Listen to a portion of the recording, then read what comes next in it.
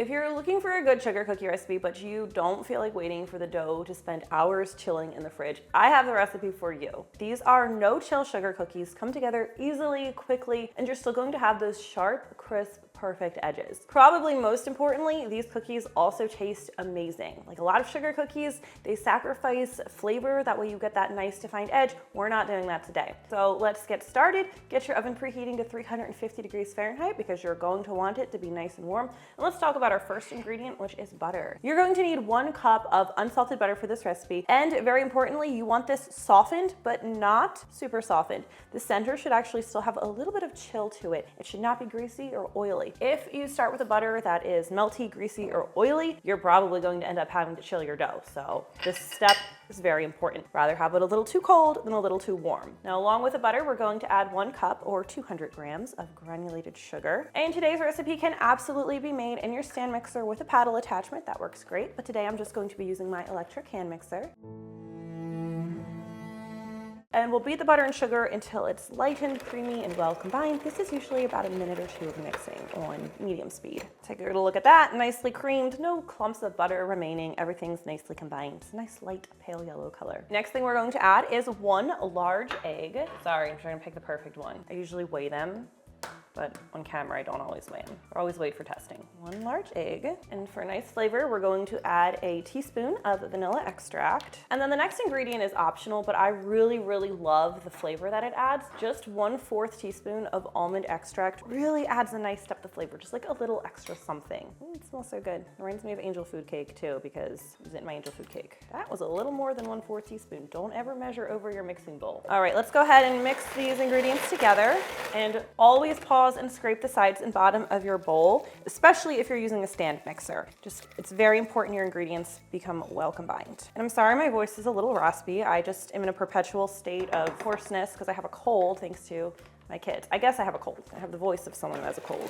All right, that's looking beautiful, nice, creamy, well combined. We're not going crazy with the mixing, but getting everything nice and uniform is super important. I'm just going to slide this out of the way. And then in a separate mixing bowl, we're going to combine our dry ingredients, starting with 2 3/4 cup of all-purpose flour. That is 345 grams. Bleached and unbleached flour both work fine in this recipe, so use whichever you have on hand. We're also going to be adding 2 tablespoons of cornstarch. The cornstarch is very important for keeping the cookies nice and tender, giving them a nice texture, and making sure they don't spread too much. So very important ingredient. We're also going to add just 1/4 teaspoon of baking powder. Again, small amount, but is very helpful for the texture without making the cookies like puff like crazy. And I'm forgetting something. Salt. 1/2 teaspoon of table salt. We'll go ahead and whisk everything together, get these ingredients nicely combined. If that baking powder or cornstarch isn't well distributed, it can kind of wreak havoc on your cookies. Looking good. So now we are going to gradually add the dry ingredients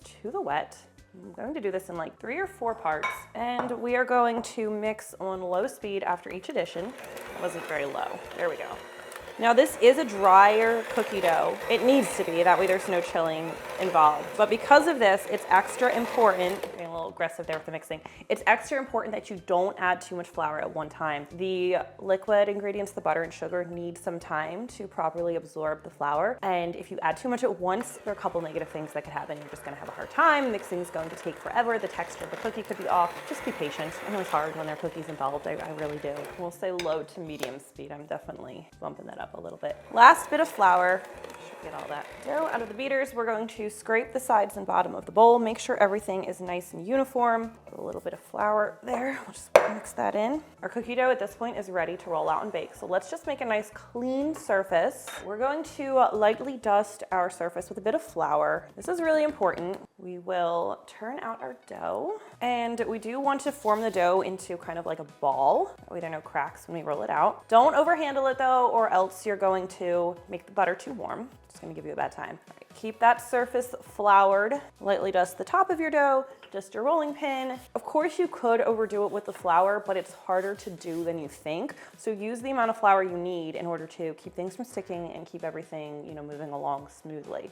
So we're going to roll this dough out to be 1/4 inch thick. An important thing I do, not just with this recipe, but really any cutout recipe, you're going to want to use a spatula to scrape under the dough just to keep it from sticking. And I do this with, pie doughs, my other sugar cookie recipe.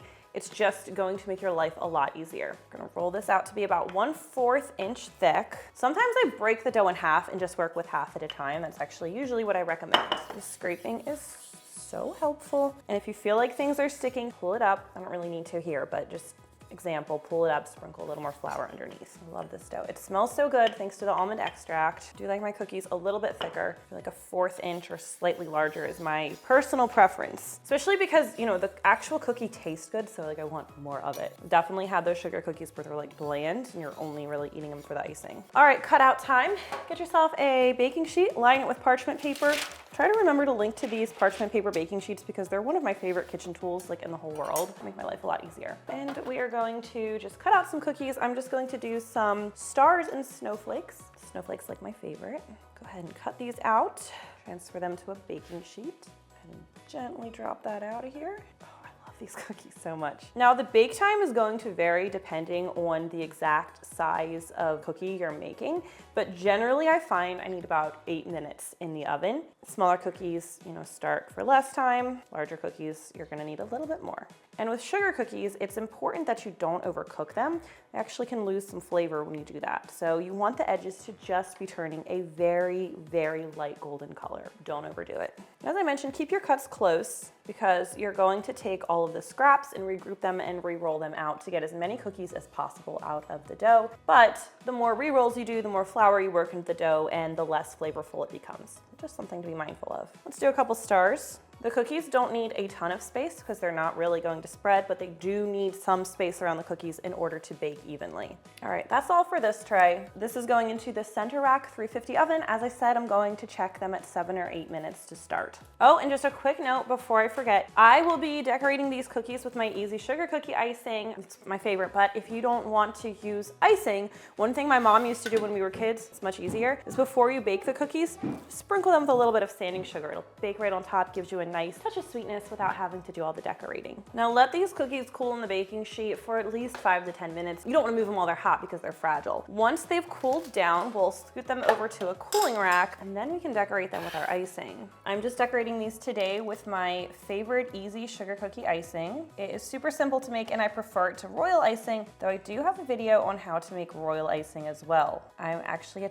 terrible decorator. I'm not good at decorating cakes or cookies, so I like something that makes it easy for me. And with these cookies, you can do them all one color. Of course, you can color this icing, but since they're snowflakes, I think white makes a lot of sense. I talk a lot in my frosting video about how to get the perfect consistency so it dries nice and firm and stackable and is easy to use to decorate. It does take several hours for it to dry completely. I just let the cookie sit out until it's dried through. That's necessary if you want to stack the cookies. I love these tools, but a toothpick works just as well. And then like I was saying, after I do just like one plain solid color frosting, I like to take a little sprinkly sanding sugar and sprinkle it on top. Works really well with these snowflake cutouts. I try to remind me to link to them. I think they're from Amazon, I think. And I do have an Amazon shop where I share all of my sugar cookie decorating tools that I like to use, but they're not necessary. They're just kind of like the nice to have things. I will try to remember to link to that specific shop in the description. All right, that is how you make my current favorite sugar cookie with an easy sugar cookie icing. If you try this or have tried it, let me know what you think. I really do always love hearing from you. All right, here's one where the icing has dried. And a star because it's like the least pretty one and I always feel guilty eating the pretty ones. Oh, these are good sugar cookies, guys. The texture is perfect. I love this recipe. I perfected this recipe last year, but I don't know why I waited to make a video of it. This recipe's from 2022. Oh, really?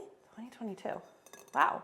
Okay. I thought it was last year. Oops, that's gonna be a funky looking one. That's my fault. I just kicked the stool over. Okay.